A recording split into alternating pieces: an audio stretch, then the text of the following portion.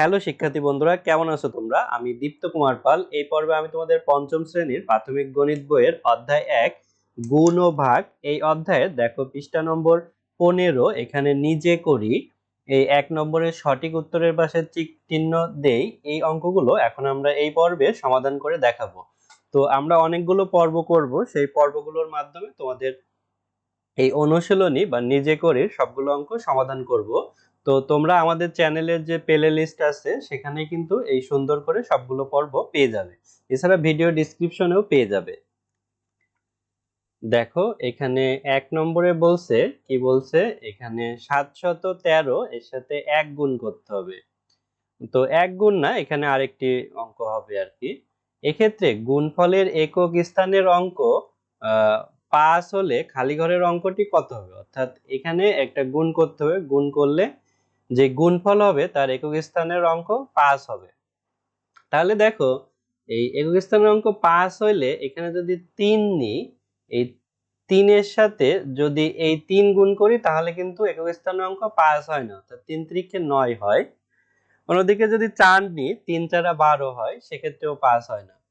তারপরে ৩ × ৫ = ১৫, যদি ৫ নিই তাহলে ১৫ হয়। ১৫ অর্থাৎ ৩ এর সাথে যদি আমরা ৫ গুণ করি, ৩ × ৫ = ১৫ হয়। এই ১৫-র একক স্থানীয় অঙ্ক কি? ৫। তাহলে এইটা সঠিক হয়। যদি ৬ নিই, ৩ × ৬ = ১৮, সেক্ষেত্রে কিন্তু ৮ হয়, ৫ হয় না। শুধুমাত্র ৫ নিলেই একক স্থানীয় অঙ্ক ৫ হয়। তাহলে এখানে উত্তর হবে গ। তারপর দেখো এখানে ২ নম্বরে বলছে ০, ১ এবং ২ অঙ্কগুলো একবার ব্যবহার করে গঠিত বৃহত্তম ও ক্ষুদ্রতম সংখ্যার গুণফল কত? তাহলে এখানে বৃহত্তম সংখ্যা হবে এইটা, অর্থাৎ ২১০, অর্থাৎ ২, ১ এবং ০। আর ক্ষুদ্রতম সংখ্যা হবে হচ্ছে ১০২। তো এই দুইটা সংখ্যার গুণফল কত হবে দেখো, ২০০, ২ অক্ষে ২, ২ দুগুণী ৪।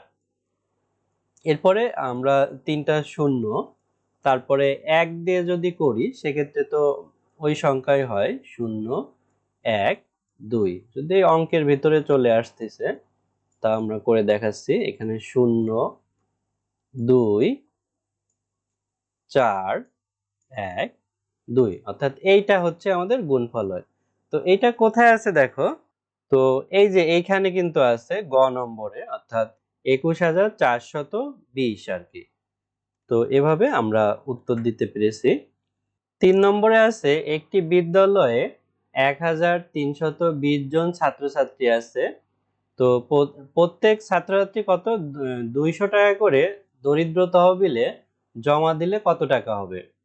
তো এটা সহজ অঙ্ক হবে। একটি বিদ্যালয়ে মোট ছাত্রছাত্রী এতজন, তাহলে ২০০ টাকা করে জমা দিলে এই সংখ্যার সাথে যদি আমরা ২ গুণ করি, অর্থাৎ ওইটাও করা লাগবে না, মানে ১৩৫। ১৩৫ এর সাথে আমরা ২ গুণ করলে কত হয়? তো ২ গুণ করলে আমরা হচ্ছে এইটা পাবো আর কি। এখানে এই যে খ নম্বর আর কি। কারণ হচ্ছে এখানে এই যে এখানে একটা শূন্য, এখানে ২টা শূন্য, তাহলে ৩টা শূন্য এখানে চলে যাবে। আর দেখো ৫ দুগুণী ১০, ১০ এর শূন্য হাতে ১ থাকে, ৩ দুগুণী ৬, ৬ আর ১ এ ৭, আর ২ অক্ষে ২, অর্থাৎ এইটা হচ্ছে আমাদের। তো এখানে ভাগশেষ কত হবে? এখানে সহজ, অর্থাৎ ১০ দিয়ে যদি ভাগ করি, ১০ এর ২টা শূন্য, তাহলে ৬৫ হচ্ছে ভাগশেষ হবে আমাদের। তারপরে ৫ নম্বরে ভাগের ক্ষেত্রে কোন সম্পর্কটি সত্য? ভাগের ক্ষেত্রে তো এখানে কয়েকটি সম্পর্ক আছে। তো এর ভিতর খ নম্বর হবে, কারণ ভাগের ক্ষেত্রে ভাগশেষ কখনো ভাজকের বড় হবে না, ভাজক আর ভাগশেষ কখনো সমান হবে না, বা ভাগশেষ কখনো ভাজ্যের বড় হবে না। এটাই হবে ভাগশেষ সবসময় ভাজকের ছোট হয় আর কি।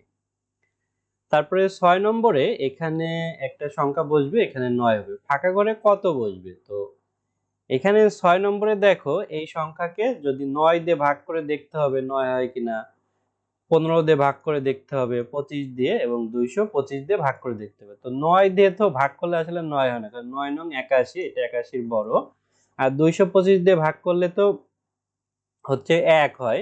সেক্ষেত্রে হবে না, 15 আর 25 হইতে পারে। তো ভাগ করে দেখবা এটা আসলে 25, অর্থাৎ 25 দিয়ে ভাগ করলে 9 হয়।